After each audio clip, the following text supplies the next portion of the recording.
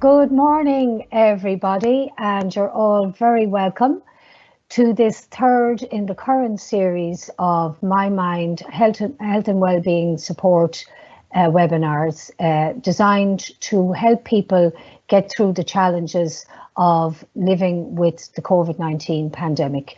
My name is Karolina O'Rourke and I'm Head of Communications here at MyMind, and I'm absolutely delighted to be involved in these webinars. We've had terrific engagement and it's great to see so many of you here this morning as well.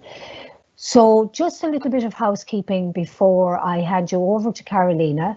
So first of all, just to remind you all that this event is being recorded and will be available on our YouTube channel early next week, and you will also receive an email from Eventbrite with the link to the video. So if you're not able to attend the whole thing today, or if you've missed anything or there's something you're not clear about, you'll be able to catch up there.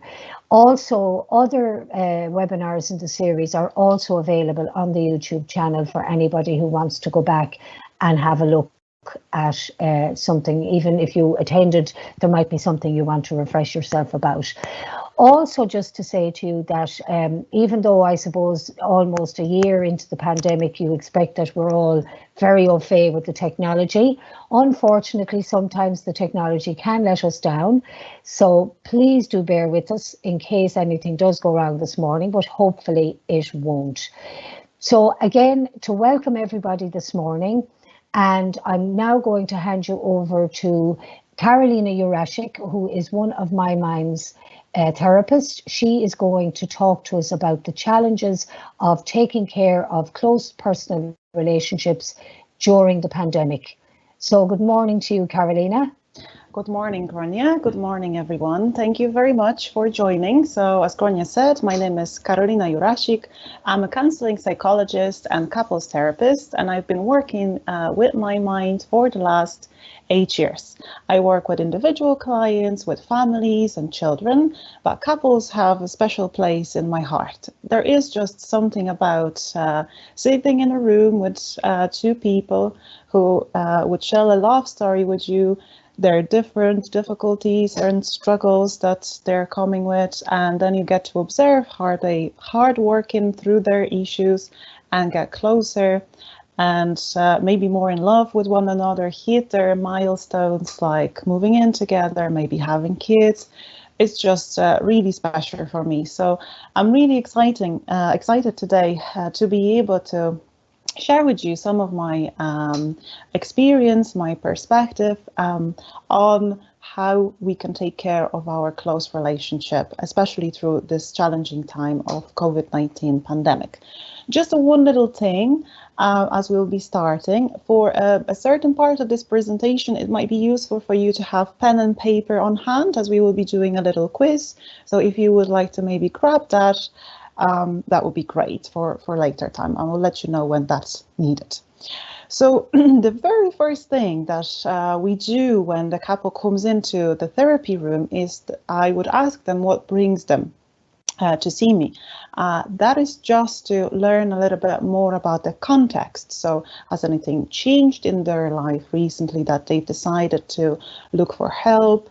Are they going through any current stresses of what's really happening that they don't feel that they are in a balanced kind of space with one another? And I guess all of us at the moment are experiencing a stress that we didn't cause and we didn't choose, but it's affecting every one of us, and also because of that, it is affecting our relationships.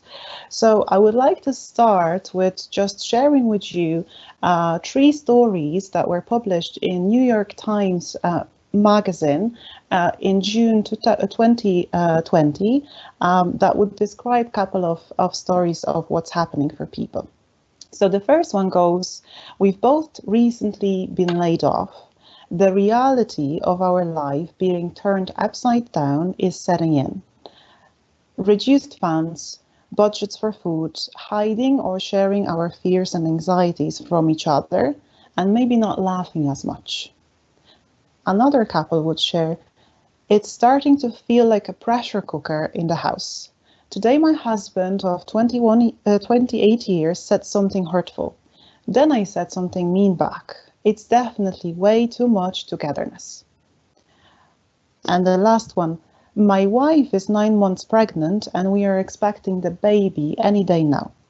A few nights ago, I woke up to find her in a worry spiral. She was asking, what if we get the virus? So all those 3 stories from different angles would just show you how much this is in our life and how much it does affect our relationship. And if we just have a quick look of what it is that couples would share with me in the office, it would be, as mentioned in the story, loss of a job and financial struggles connected with that. It would be parenting challenges, kids being in school, off school, that adds to the pressure and that affects our romantic bond as well. Lack of space, working from home, feeling quite claustrophobic, 5 key limit on our traveling, and that very often means that we spend time only with one another and we are being cut off on our support network, as we are not able to see anyone else. When we are not, for some other couples, it's the other end of the spectrum, right? So if we were in the long distance relationship and it was only 1 hour on the plane, now we have no possibility of seeing one another maybe for even a few months. Right, so that is a very difficult place to be in. As mentioned, lack of external support. Some people had supports coming in maybe from abroad, like parents to help with children. That is not possible at the moment for a lot of people and creates extra additional pressure. We do all worry about the future, how the virus and pandemic would affect us. So that also is an important part, like the background stress is always there. A lot of couples would need to put some of their plans on hold. So weddings were postponed, having kids was put on hold just because we don't know what's going to happen. And obviously that whole situation, all of those worries would affect our mental health. Either for both of us, it will be the case that we feel quite anxious, maybe depressed. We are affected by the loss and bereavement as people are passing away. So all of those things, in addition to whatever was going on for us prior to pandemic, that all can influence us. So if we then think of like how would those things affect our relationships, we can definitely see that it's not easy. There might be a sense of anger coming out, or as we said, anxiety, loss, and very often people feel like out of control about their lives. And one thing that they can definitely focus on is how much their partner does something wrong, right? So there might be quite a lot of criticism coming to the play where we feel all exhausted or maybe a bit tense. That can lead to increased numbers of fights because of that, because we don't have the time to maybe spend on our own, or because things seem so tense. That can cause the distance between partners, right? So it's better to just be distant, to remove ourselves from the relationship than to constantly fight. This all would inevitably influence our sex life. Sex and stress don't mix very well, so we can see that this can influence our intimacy like that. We can start feeling doubts about our relationship. If the situation lasts for longer, then it starts to eroding our commitment or maybe trust to our partner. And for some people, unfortunately, staying home is not safe. So sometimes those events can lead to aggression, hostility, or domestic violence. So as you can see, it's across the board. And then the reason I shared that is to understand the context in which we are. Yeah, so we can't begin to heal if we don't understand what is happening for us. It is very important for us to acknowledge and talk about how this situation affects us, but also how it affects our relationship. Yeah, so I wonder whether you even now can name or maybe share if you like. We have the comments box there if you want to share what do you find maybe is happening in your relationship as a consequence of a lockdown or pandemic that haven't been in your relationship before and is starting just now. You're all very welcome to do that. Now, as we have that context, we also, of course, want some good news. So I would like to show you that lovely couple. This is Dr. John and Julie Gottman. And many of the tips and tricks, I guess, that I will be talking to you about today will come from John Gottman's research, right? So he's been studying over 40 years marital and couples relationship stability and satisfaction, and he has observed scientifically directly about 3,000 couples and would follow their development throughout years, and his research provided him with some insight into what makes relationship succeed or fail. And the woman next to him is his wife. He is a psychotherapist, and together they developed the Sound Relationship House theory that helps us to name what creates a happy relationship. And they've also developed the program for couples therapists. And so what they talk about, which I definitely can agree with, is that when couple comes to the therapist office, their idea is that we will start with maybe addressing conflict. So people fight a lot, so they want just to resolve that. And that usually is not such a good idea. It's a bit counterintuitive. The first thing that we start with is friendship. Yeah, so every successful relationship has at its foundation a deep and close friendships. So partners really need to know one another and need to be on the same side, right? So sometimes we can see, like we would say, like I'm giving a lot, we need to give 100%, each of us, right? Love in that kind of view is as much it is a feeling as it is an action, yeah, that requires intention and attention. So how to build or rebuild that friendship through the hard time that we are going through at the moment. So first thing that you would like to look into is love maps. And what are love maps? Love maps are the part of your brain, of course that's a metaphor, where you keep all relevant information about your partner's life. So anything from when their birthday is, what their favorite meal is, to, I don't know, what type of coffee they like. And also, of course, more deep rooted things like what are the dreams, what are their current fears, as every great love story is a never-ending conversation, right? And so now even more than ever, we need to stay in touch, because as we are spending a lot of time in each other's presence, we might assume things, we might say, well, you know, there's nothing to talk about for us. So when that happens, we are in trouble. Yeah, we need to stay curious. We need to stay committed to continue that conversation with our partner. And there is a scientific reason why as well. So if we have well-detailed and love maps that describe our partner, that not only deepens our bond, but it also prepares us for stressful events and conflicts.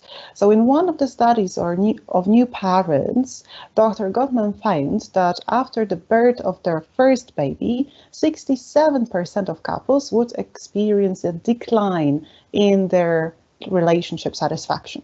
So that's to be expected, but we really are interested in this 33% of people who didn't, and even half of them would say that their relationship has improved, right? So what was the difference between those couples? And in the studies, it showed that it was the love maps really that made all the difference. So the couples whose relationship really thrived after the birth of their first baby, they had a deep understanding of one another's worlds. Right, so even when they were thrown of course with a lot of stress, they knew what to expect. They knew how to talk with one another. They had those rituals that kept them through a difficult time. So it's really worth it, and we want to make asking questions a habit.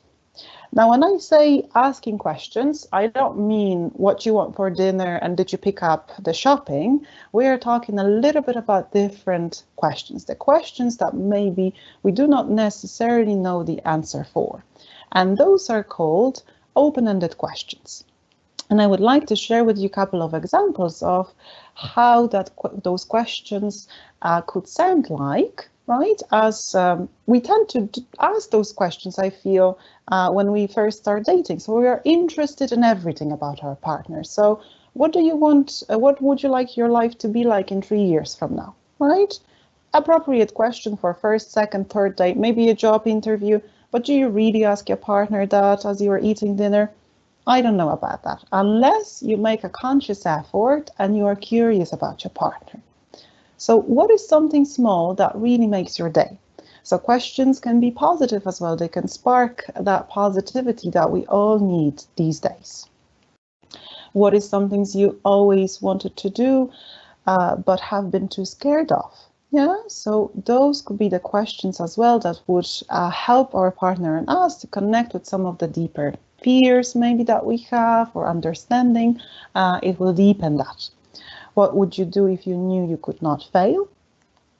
What was the last time you did, when was the last time you did something for the first time? Right? So the thing to remember here is that people change over time, and we need to keep the conversation going. Otherwise, we would really have an outdated information, and we would make a lot of assumptions. And then when the stressful event like pandemic hits, we will find ourselves a bit out of our depth. Okay. So as you can see, those are a little bit of different questions. So the conversation that we would have, I would like to give you a couple of tips of how to have that conversation so it doesn't seem so scary. So when you talk, try to be open and honest as much as you can. If you have any feelings, try to put them into words. Like, I feel accepted, understood, afraid, I feel happy. When you talk about your feelings, try to add, what do you feel, or why do you have those feelings, right? So just to go through that. Very important parts, avoid criticism, blame, and talking about your partner. So if you're asked about where do you see yourself in 3 years, you don't try to say, well, if you have a job and if only we had saved this money. That's not about that, right? This is about your dreams and you letting your partner know what it is about you that you want them to learn. Yeah, and if there are any needs at the end of that, so where you would really need some more time on your own, you should try to state it in a positive sense, right? So not starting with I don't want you or I hate that, but more like it would be great if we could do this or that more often. Now listening. So you have to really commit to listening, right? So it's not enough just for you to sit next to your partner looking at your phone. You really need to be attentive and present. Listening is an action, yeah? So you need to stay outside of your own head and pay attention to what your partner is saying if you want that to be successful. If you ask questions, let them be exploratory, so open questions again. So why? Tell me more about that. I want to learn more. Is there a story behind that for you? Avoid judgment. If you judge your partner, for sure, they will not feel as open and honest as they could. And we want to also magnify acceptance, right? So the things that you could ask or you could say could be, you're making total sense, you're in a tough spot, right? So reinforcing the fact, like, I'm here for you and I want to listen to you. Yeah, I wonder whether this is a new thing or whether you have those conversations with your partners these days. We're having a little bit more time for one another, and maybe you've asked some interesting or good questions that led you to some nice places, I guess. If you would like to share some of that with us, just for inspiration for others, I would encourage you to do so. So another type of conversation that is a game changer for couples that we start with is a stress reducing conversation.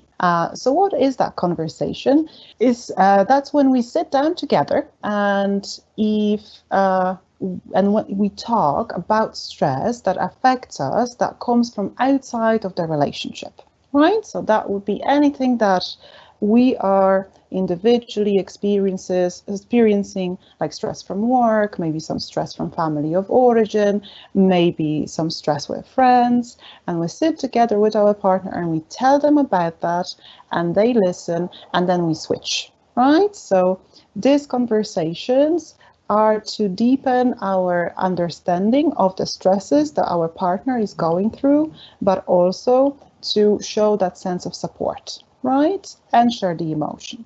So in the ideal world, you would have time to do that, maybe daily for 20 or 30 minutes. You just set an egg timer for half that time. Your partner is talking, you're listening, then you switch. Very often what happens when I ask people whether they have those conversations, they would say, kind of, or maybe no. So they go through stress, they come home, they don't want to worry their partner, so they go away, they want to digest their stress on their own. And then their partner would usually assume that they're just angry with them, and they would further distance ourselves. And so we are both alone, going through our stresses, not connecting. Even worse thing that can happen is that we do experience stress, we don't talk about that, and then we become extremely critical of our partner as we are angry, and we end up in a fight, right? So there is no sharing, there is no support, it's just unpleasant.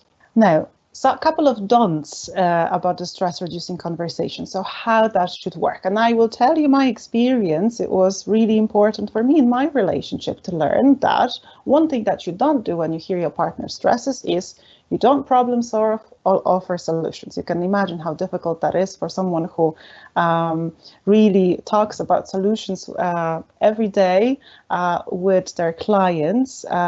This is really something that I needed to work on, that when my partner shares things with me, I just need to listen, right? So the time for problem solving or advice only comes when your partner specifically tells you, I need your help with that.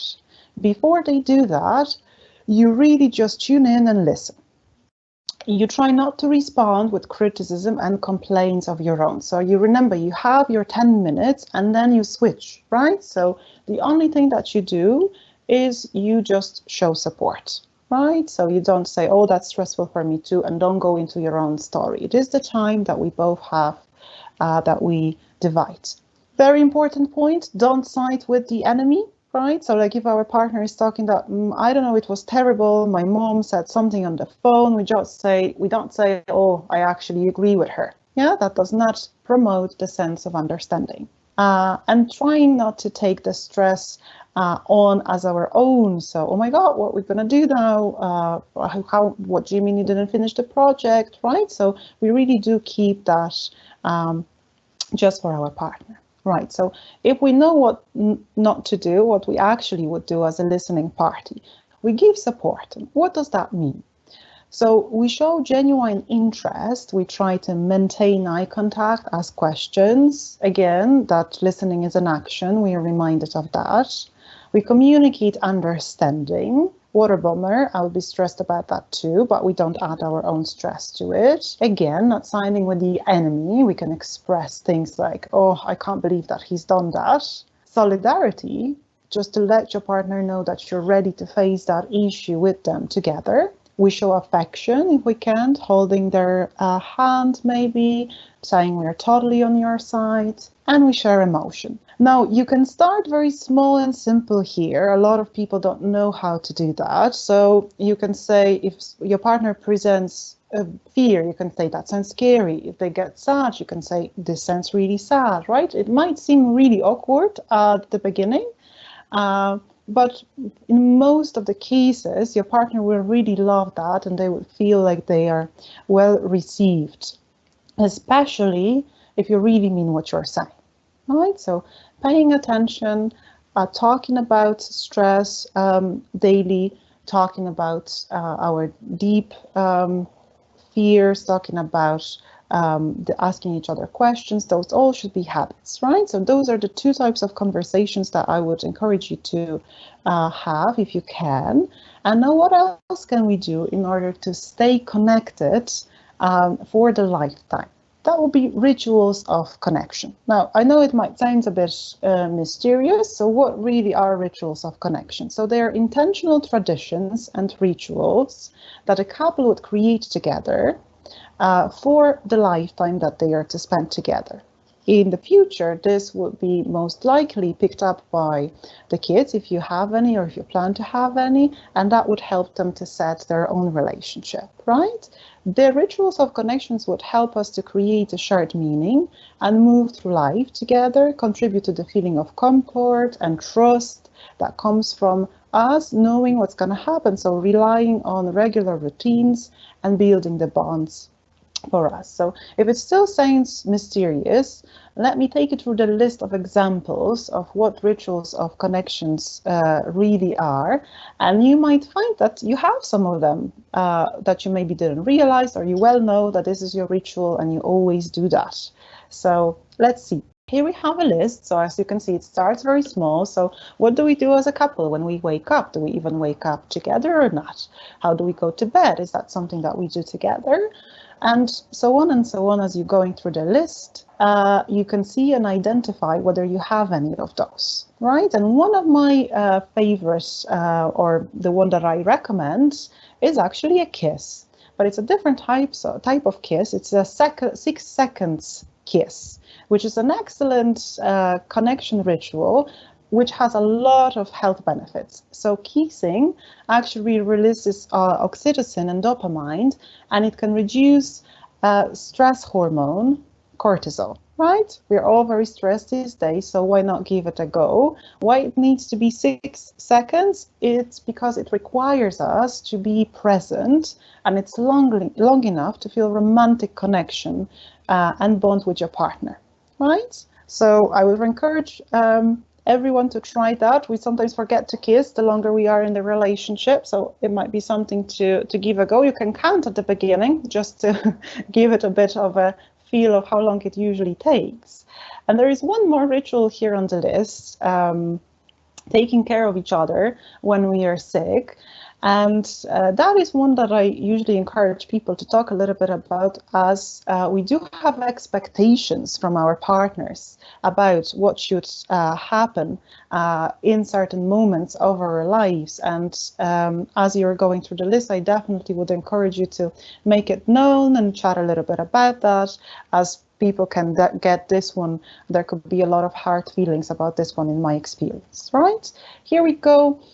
Couple of more of them, to realize that some of our rituals would come, or many of them would come from our own ideas, our family of original background, like Christmas. I know it's a long way to go still, but aren't we all very stressed around that time? We try to build traditions, very often quite consciously, but sometimes it just doesn't work. So my idea would be to sit together and just talk about each of those points, and to say, okay, what do we really want to do for that? What is important for us? What we don't like about our current rituals? If there is something like that, maybe we want to improve them. Which ones feel like we are really connecting over that? Is it like that Sunday morning walk? So definitely do that.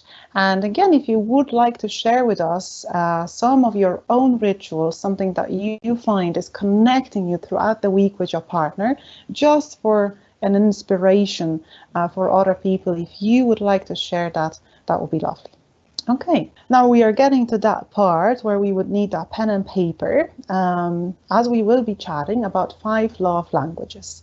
Now, the reason why this is important, in addition to our talking and our rituals, is that we do want to know whether the way we express love and receive love from to our partner is actually something that we both enjoy.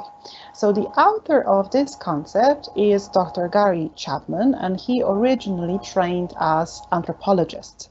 And he talked and observed different communities, and he came up with the idea that as we do all have primary language and secondary language, that in the area of love it would be pretty similar. And let me explain to you in a little bit more details of what that actually means. So, you know, as we are growing up, we are learning our language from parents and siblings, and that becomes our primary language, so native tongue.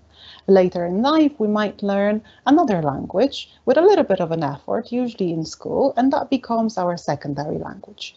So we speak and understand best, and we usually feel the most comfortable in the native language.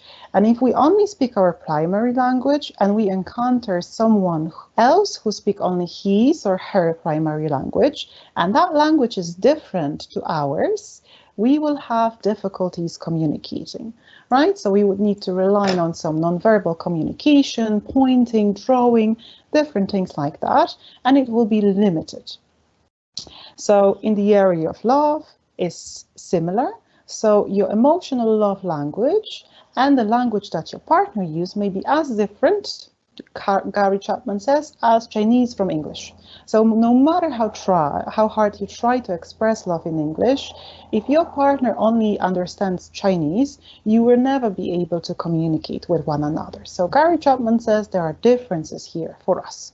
And I would like to invite you now to take a short quiz. Now this can be found in the internet in the long version of it, but just so that you get a little taster, I would like to share with you 13 items. So you are to decide which sentence from the pair describes you better. So I'm going to read it aloud, and if you could write the letter that is the answer on the piece of paper, that would be great. So first example is, it's more meaningful to me when I receive a loving note, text, email for no special reason from my partner, for my loved one, or it's more meaningful to me when my partner and I hug.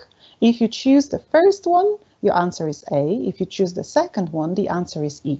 And if you would like to write that down, right? Sometimes the choice can be quite hard, but each time you need to choose one. You can't write both letters. Number 2.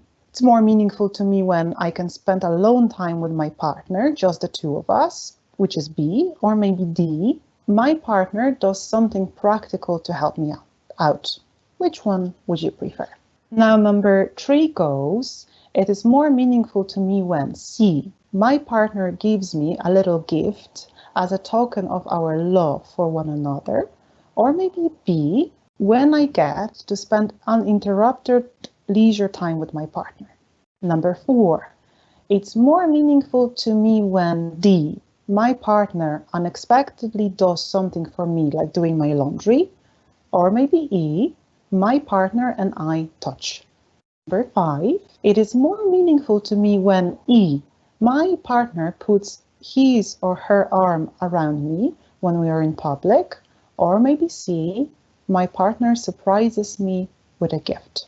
Now, on to number 6. It's more meaningful to me when B, I'm around my partner even if we are not really doing anything, or maybe it's E, I hold hands with my partner. Number 7, it's more meaningful to me when A, I hear praise from my partner, or C, my partner gives me something that shows he or she was really thinking about me. Number 8, it's more meaningful to me when A, I hear my partner tell me, I'm proud of you, or maybe D, my partner helps me with a task.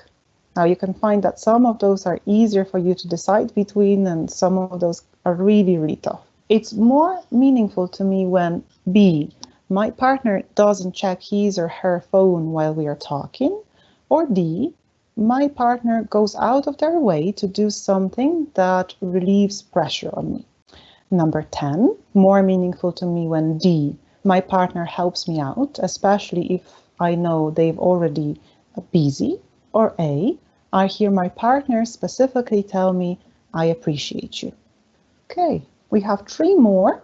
Number 11, it's more meaningful to me when A, I'm complimented by my partner on my appearance, B, when my partner takes the time to listen to me and really understands my feelings. Number 12, it's more meaningful to me when E, my partner and I are physically intimate. C, my partner gives me a little gift that he or she picked up in the course of their normal day. And the last item, it's more meaningful to me when D, my partner works on special project with me that I have to complete. Or C, my partner gives me an exciting gift. Okay, so as we have all of those answers, if I could ask you just to count how many A's you have, how many B's, C's, D's, or E's, and we will put some meaning to those letters in a few short seconds. So some of you might have maybe A and maybe D or E quite high, so the numbers would not be dramatically different as the test is quite short, but you could see that some of them maybe have 1 or 2, maybe 0, right? So your language of love, so the way you would like your partner to show you love, is the one that has the higher score, right? So some of them, you can sometimes have 2 quite strong ones. That's also possible. And let's now see what do they mean. So for those people who had the most A's, that means that they prefer their preference is for their partner to express their love to them in words of affirmation. So that is to say, you look beautiful today, I really appreciate you, you're very funny. And many times I hear in the office, oh, well, he should know that, or she should know that I really love or appreciate her, right? So if that's your love language, I encourage you, of course, to have a chat with your partner and just explain what it is that you really need, right? We can do it in different forms. It could be in the form of text or email, maybe love notes. So a lot of different things that you could do if that's your love language. Now B, for those who had B for the highest, your love language is quality time. Yeah, so you love it when your partner gives you some undivided attention, when there is no distraction and you can just focus on one another. Preferable way of doing that is without technology, unless you're watching something that you have decided that you really would like to do, right? So example of a quality time would be a date night, right? Or a date day, doesn't matter. And a simple truth really about relationships is that a date night does the relationship, right? It makes the relationship. And very often for people, especially if they have small kids or very busy with work or they're traveling a lot, is that a date night would be like a freak out of nature, right? So just remember that they need to be planned and prioritized, as they're an opportunity for us to connect, and date night is also a ritual of connection. Now, very briefly, I just wanted to show you a couple of ideas of at-home date nights, both for those relationships or couples who are together or apart. You can have a quick scan through those. My favorite one from there is number 4. So looking through the photos of your time together, right? When you are just putting them maybe on the screen of TV and you just chat about your trips, celebration, maybe first dates. It's a great connecting activity, especially that we can't go anywhere really. You can step up your game and create a slideshow that has a specific theme.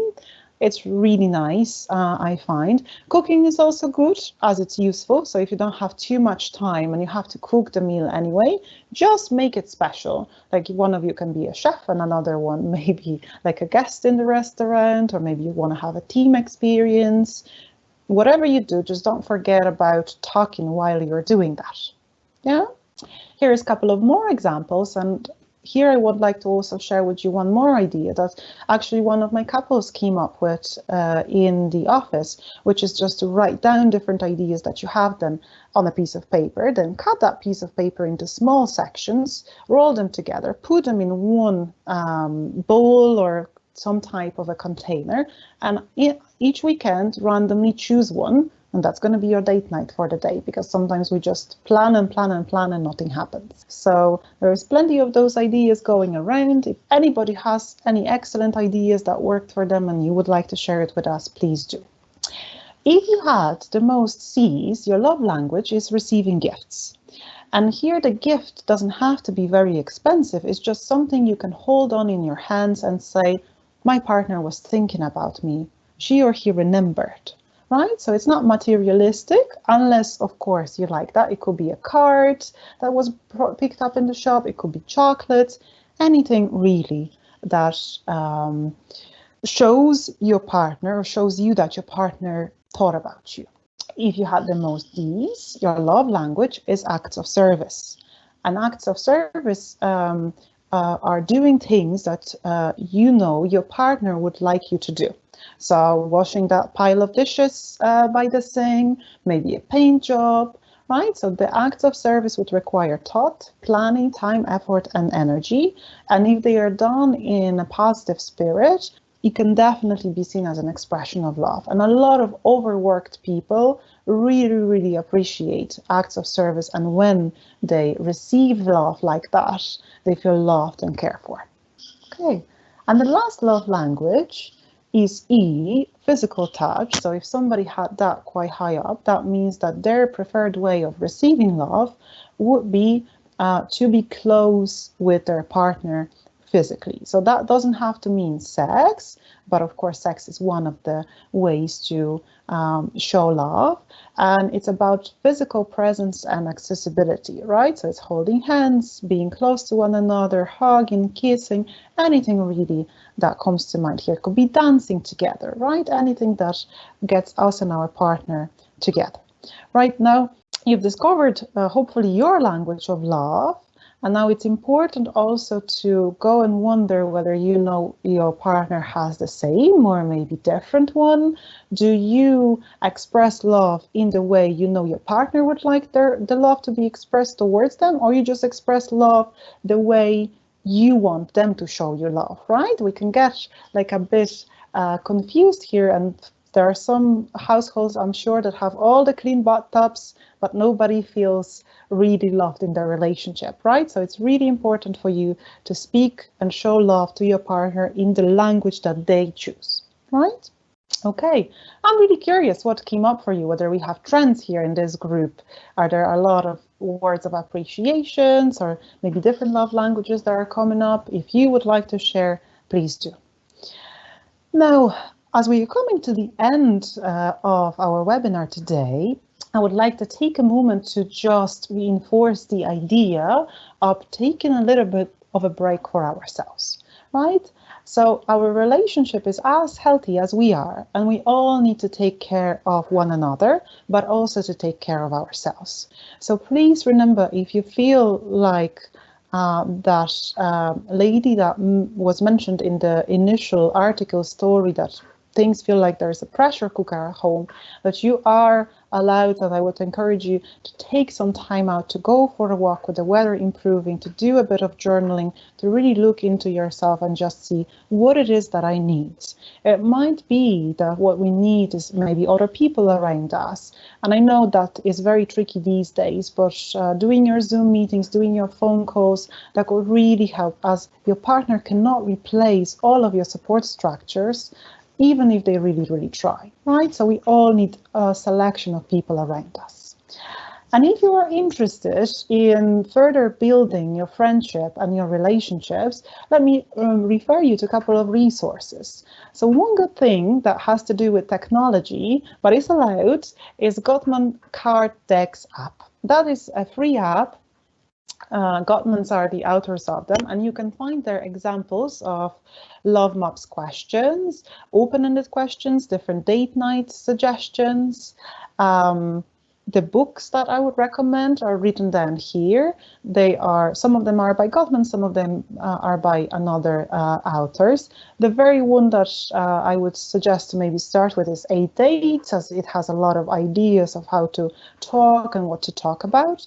And any webinars, podcasts that you can get your hands on that would help you to go through that difficult time, please do that. And if at any point you feel under a huge amount of pressure, the fights are increasing, you're doing everything that is in your power, but things are just not picking up, please don't hesitate to come and see the couples therapist, as sometimes we just need another pair of eyes to look at our relationship to help us to get out of the rut. So thank you very much for listening to me for that 45 minutes, and I hope some of that information you found helpful.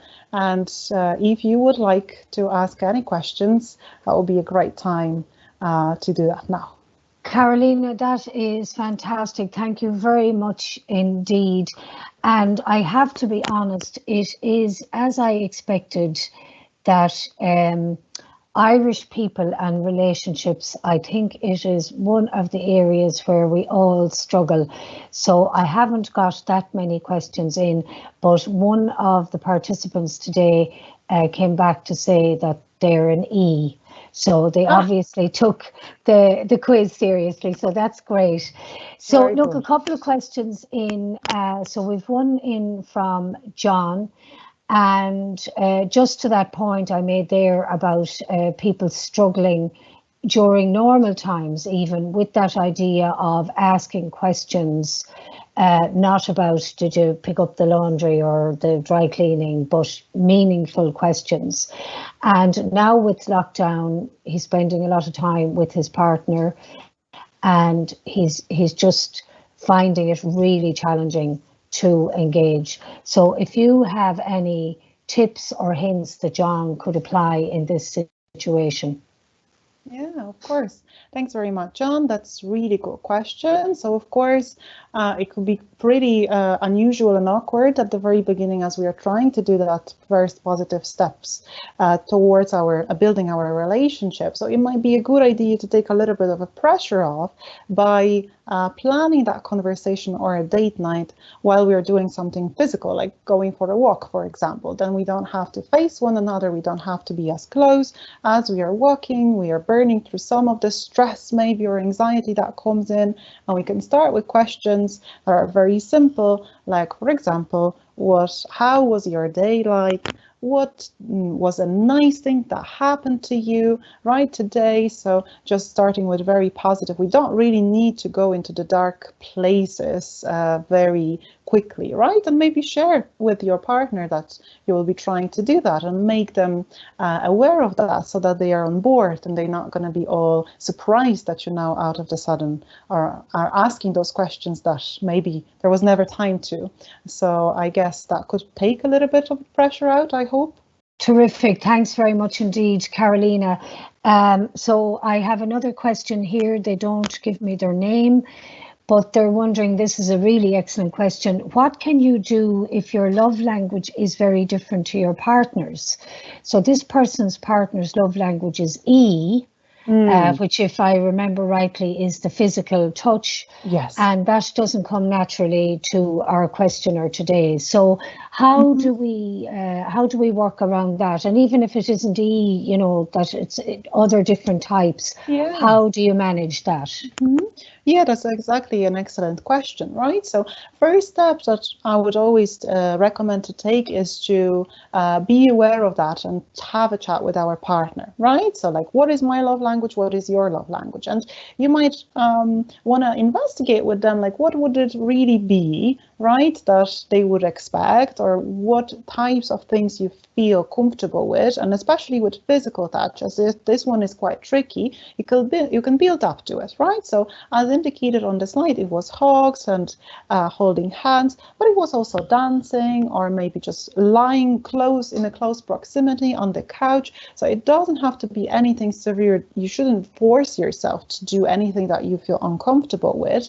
And maybe your partner's love language is E, and that's what the most points are. But maybe there is something else as well that gets them going, right? So just have an honest conversation and maybe mention to the partner that this is a tricky one, I will work on it, but it's not going to be a very quick go-to, I guess. So I'm not going to be very original today. My presentation is all about communication, and it's going to stay like that. So you need to just talk about that.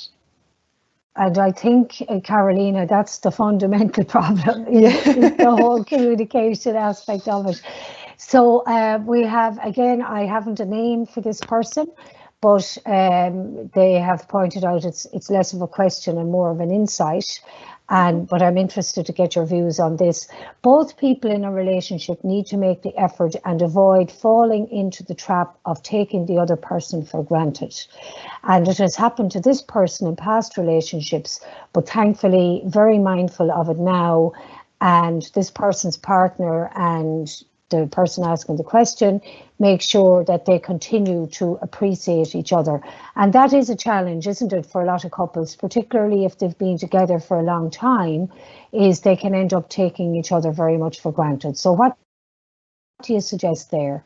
Yeah, that's an excellent point, and that does happen in long-term relationships. Remember that picture that love is giving 100 from yourself and 100 from your partner, right? So we really do need to consciously make a choice every day that this is a person that I'm choosing, that I'm committed to, and I really like to spend time with them, right? And that sometimes goes out of the windows as we are stressed, and we maybe give some conscious time to our friends, to our kids, but our partner doesn't get as much of it, right? So one way of appreciating your partner is, for example, to take that time to get the date night, to have a look at the selection of the love languages, to say nice things when we notice. We can sometimes be very stingy with compliments for whatever reason. There's more negative adjectives in English there are positive, right? So we are biased, but if you make it a bit of a routine that you do mention to your partner every day something nice, or you do a gratitude journal as a whole family, as a couple, so just share with each other what you're grateful for, that could really promote that atmosphere of appreciation and the deep connection. And the more you do it, the more natural it comes to you, and the more loved you feel, because we do feel better if we are in better communication, in a better form with one another. Sorry, I was on mute there.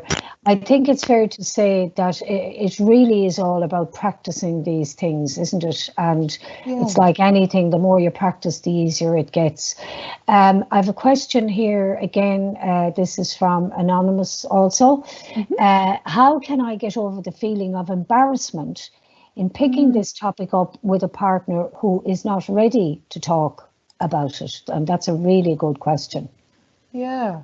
So it's really difficult when you're embarrassed about your partner is also not ready to discuss certain things, right? So we really do want to take care of an environment and the way we will have that conversation. And I see that people often would, because of those difficult feelings, they would sabotage themselves or each other, right? So they would pick up the subject maybe, you know, at 12 a.m. when they have to go to sleep and there is no time to discuss that and everybody is under pressure. Or in the morning, we are all rushing. That could be a terrible time to chat, right? So it needs to be, again, something that we sit together, we plan, we say, okay, let's go for a walk together and let's build up to that most intimate conversation, right? We need to get used to the first one. So we just built like that road, those steps. You don't have to spring it on your partner as well. And maybe also, if possible, that open and honest point is important, just to say, it's not the easiest thing for me to bring up, like, how do you feel that I do that? Or, you know, just to make it known how you feel instead of pretending that it's all okay and pretending that I don't have stress around that. Excellent. Thank you again, Karolina, for that.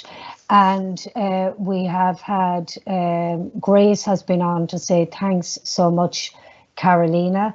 So there's obviously people getting a lot of support from that. So one final question in here now, although we might get another before it ends. So it is from Angela. And the question is about all the time that she's currently spending with her partner. And she feels obviously that it's quite unnatural to be spending this much time. And I think you have touched on that a little bit. And she's wondering, what can she do, you know, to avoid losing the head, becoming intolerant, etc. And actually, just on that, Karolina, while I was saying that, there's another one in, again, I don't have a name, and it's along a similar vein. Being in a small space with my partner all the time, I find myself not physically attracted to them, and physical touch, sex, etc. feels very forced and even like it's overstepping my own boundaries. I feel guilty because I really love them, and especially because I know they can sense it. And any advice? So it's that idea that you don't want to be intolerant in any way or appearing as if you don't love the person, but those feelings are real and obviously need to be dealt with. Yeah. So again, just to touch on the point that physical touch is not a very great idea to force ourselves to do something, as we can hurt ourselves in the process of doing that. So it definitely open that conversation up with your partner, if possible.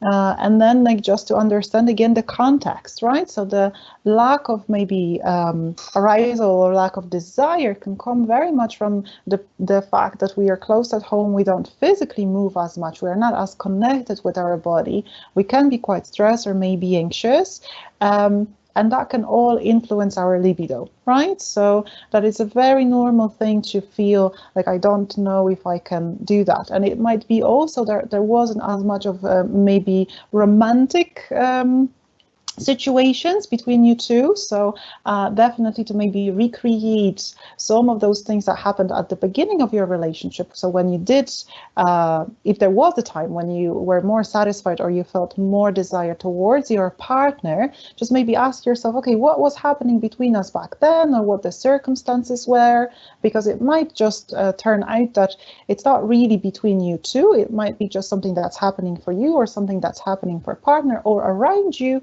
that is affecting that connection on that level of the physical touch. Sorry, I keep hitting the mute button, so apologies for that. Karolina, that was terrific. Thank you very much, and I hope that our people who put in the questions got something helpful from that. So again, thank you, Karolina, for a really interesting presentation. It's a very tough subject, and I think people generally in this country are not so good at having those difficult conversations and talking openly about these things. So I guess we can only hope that we're going to get better at that. I'm sure that with practice, definitely it will be something. Could be a goal for pandemic. We still have a couple of weeks to go. If you said that once a week you try that, I think that could be something that can help. Absolutely, absolutely. And I think as well that a little bit of self-compassion for all of us during this difficult time, because this is an unprecedented time. Even during the Second World War, things were not as challenging as they are now because of all the uncertainty. And in relation to being hard on ourselves, that doesn't actually help us at all. So I think a bit of self-compassion is very important. So again, just to remind everybody that this presentation has been recorded and will be available on MyMind's YouTube channel from early next week. You will receive an email from Eventbrite with the link once that's there. We have a tentative date for our next webinar, which is the 11th of March. Again, it's a Thursday at 11 a.m., but that is still in the planning stages. So please do keep an eye on our social media channels, Twitter, Facebook and Instagram and LinkedIn, and also on our website for more information. And the fact that you have attended today's event, you will get an email from Eventbrite as well, letting you know the details of the next one. So apologies for the times that I forgot to unmute myself. We thought that was going to be the buzz phrase of 2020, but we've clearly carried it into 2021. You're on mute. But in spite of that, I hope that you all got something helpful out of today's session. Again, thanks to Karolina, and we look forward to seeing you at the next webinar in due course. In the meantime, look after each other and yourselves. Take care now. Bye-bye.